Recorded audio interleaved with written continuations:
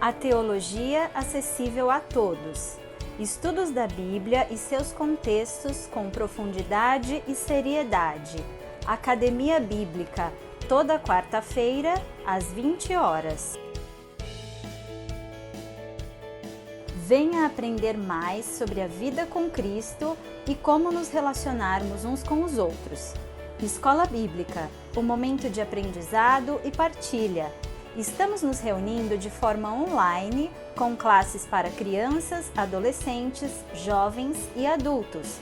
Mais informações de como acessar nossas aulas pelo WhatsApp 11 2981 5288. Um momento de comunhão com Deus e com a comunidade. Estamos nos reunindo de forma online. Participe de nossos cultos aos domingos, 19 horas. Estamos vivendo um período ímpar da história. Mais uma vez, a humanidade é assolada por uma pandemia e vidas estão sendo perdidas. Como igreja, nos colocamos atentos ao que acontece e observamos os protocolos instituídos pelas autoridades. Convidamos você a observar e ajudar a preservar vidas. Precisando conversar, orar e desabafar? Atendimento pastoral. Entre em contato pelo WhatsApp 11 2981 5288 e agende um horário. Sua contribuição e oferta são importantes para a manutenção e desenvolvimento de nossas atividades. Você pode contribuir pelas contas bancárias do Itaú e Banco do Brasil. É bom contar com você. Quero desafiar você a ser solidário e presente na vida das famílias que necessitam. Doe alimentos para nossas cestas básicas. Ficou com alguma dúvida? Entre em contato pelo WhatsApp 11 2981 5288.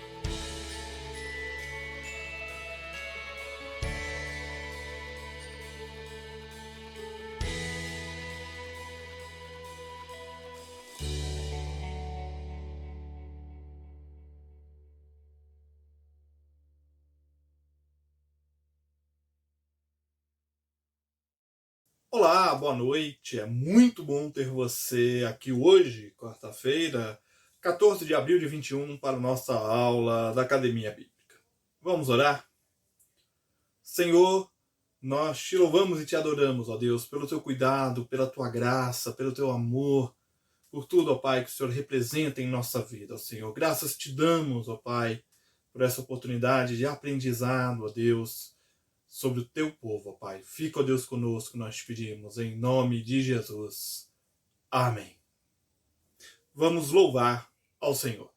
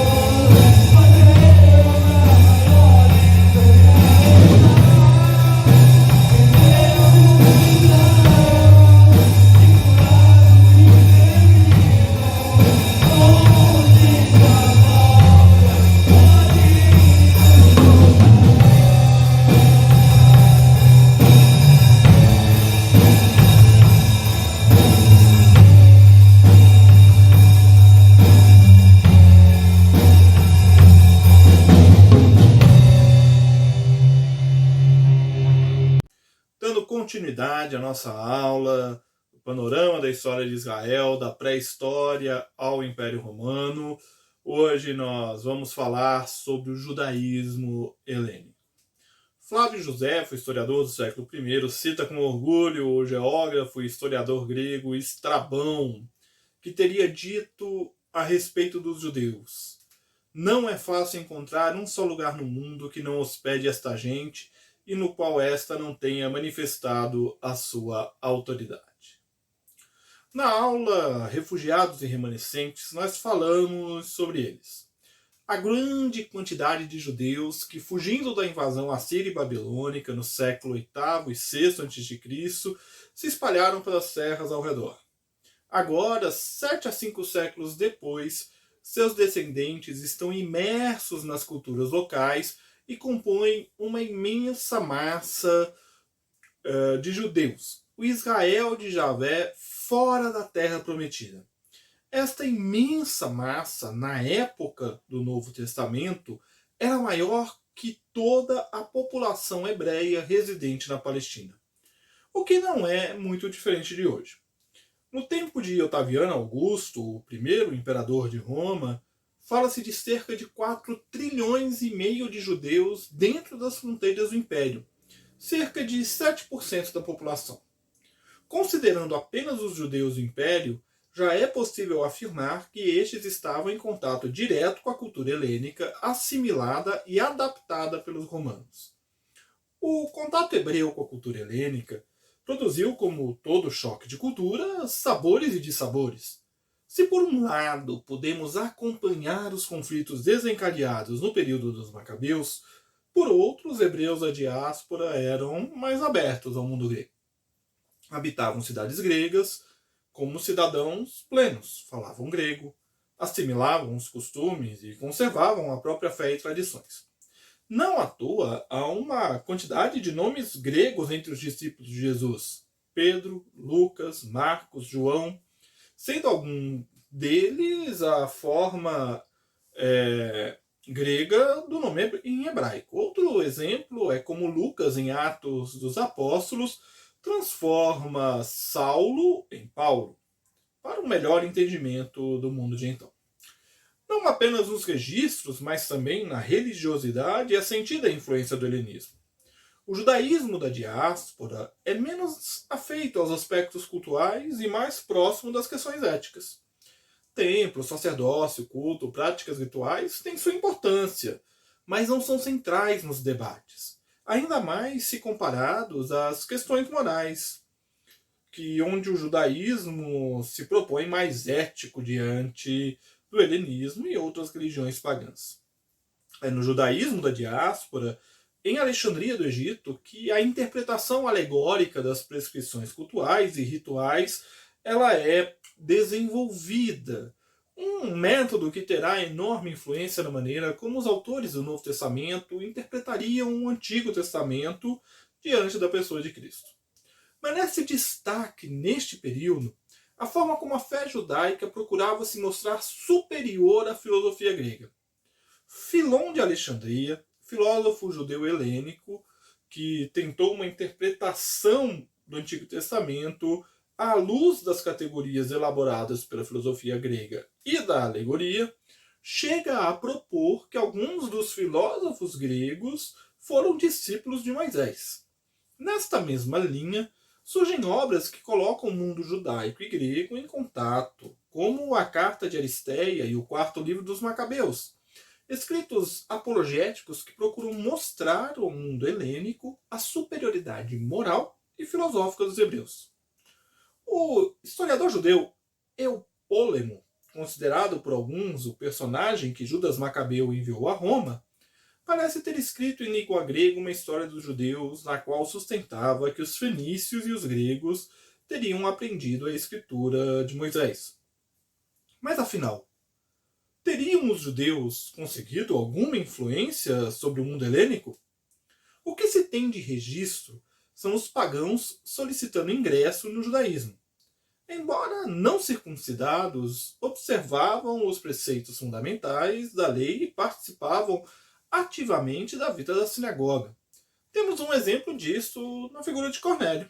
centurião romano citado em Atos 10. Toda essa presença e influência judaica tinha seu preço. Por se proclamarem superiores ética, moral e religiosamente, possuírem uma lei rigorosa e estranha aos olhos dos pagãos, era natural que causasse espanto e hostilidade, com traços de antissemitismo. O livro da sabedoria, do cânon católico romano, confirma um cenário bastante peculiar presente em Alexandria do Egito. Sendo os judeus cerca de 40 mil cidadãos na cidade, quase um quinto da população, eles lutavam por direitos plenos civis. Sob o Império Romano, os judeus gozavam de certa autonomia, principalmente no campo religioso. Mas isso não impediu perseguições como a de Calígula, 37 a 41 d.C. Por outro lado, o imperador Cláudio, em edito para a cidade de Alexandria, em 41 d.C., exorta a não colocar em suspeição o direito dos hebreus à sua liberdade religiosa e à manutenção de seus costumes e convida à compreensão e amizade recíprocas. No entanto, o mesmo Cláudio, em 49 d.C., após uma rebelião contra os judeus, os expulsa de Roma. Todo este panorama, ora favorável, ora de perseguição, não impediram o desenvolvimento da literatura judaica da diáspora. E esse é o assunto da nossa próxima quarta-feira. Para encerrar aqui esta aula de hoje, orando e lembrando a você que domingo nós nos encontraremos na escola dominical com a aula do seminarista André, aula para adultos e jovens, tá bom? Vamos então orar. Santo, bendito Deus, nós nos colocamos, ó Pai, na Tua presença, te agradecendo, ó Deus, por esta noite, louvando e bendizendo o Teu nome. Fica, ó Pai, conosco, dá-nos sempre, ó Pai, a Tua orientação, é o que nós pedimos em nome de Jesus, e que a graça do nosso Senhor e Salvador Jesus Cristo, o amor de Deus o Pai e a presença amiga e consoladora do Espírito Santo sejam com vocês hoje e sempre. Amém e amém. Que Deus te abençoe. Amanhã, 8 horas da noite, reunião de oração dos homens, firmes na oração, juntos, unidos em oração, vamos participar, tá bom? E domingo pela manhã, escola dominical, e domingo à noite, o nosso culto. Um grande abraço e até